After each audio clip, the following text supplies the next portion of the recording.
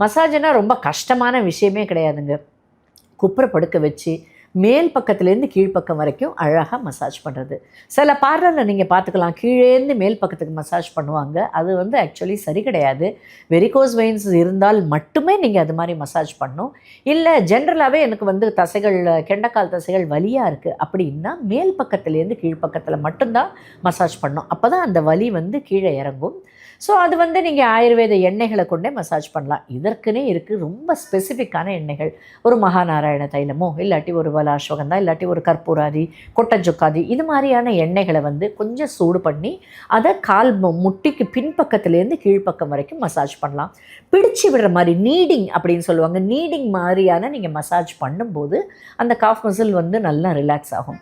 இப்போ உதாரணத்திற்கு ரொம்ப நாள் நின்றுட்டு நீங்கள் கிளாஸ் எடுக்கிறீங்கன்னு வச்சுங்க. அது மாதிரி டைமில் வந்து உங்களுக்கு அந்த லிம்ஃபேட்டிக் ட்ரைனேஜ்ன்றது சரியாக இருக்காது.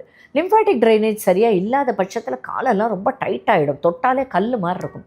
ஸோ அது அப்போ நீங்கள் மேனுவலாக நீங்கள் மசாஜ் பண்ணும்போது இப்போ மேனுவலாக இந்த ட்ரைனேஜை கிளியர் பண்ணுற மாதிரி.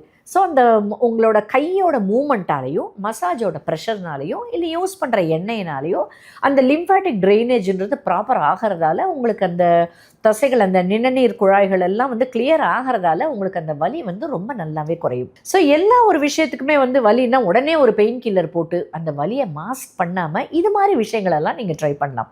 அதே மாதிரி ரொம்ப நீங்கள் ட்ராவல் பண்ண வேண்டியிருக்கு, ட்ராவல் பண்ணிவிட்டு வந்து நைட்டில் வந்து உங்களுக்கு கால் வலியாக இருக்குது அப்படின்னா நீங்கள் வந்து ஒரு பக்கெட்டில் நல்லா சுடு தண்ணி வச்சுட்டு காஃப் மசில்ஸ் கெண்டைக்கால் மூழ்கிற வரைக்கும் நீங்கள் வந்து அந்த சுடு தண்ணியில் காலை வச்சுக்கலாம். இதில் நீங்கள் நொச்சி இலைகளை தயார் பண்ணி நொச்சி இலை கஷாயம் கூட வைக்கலாம்.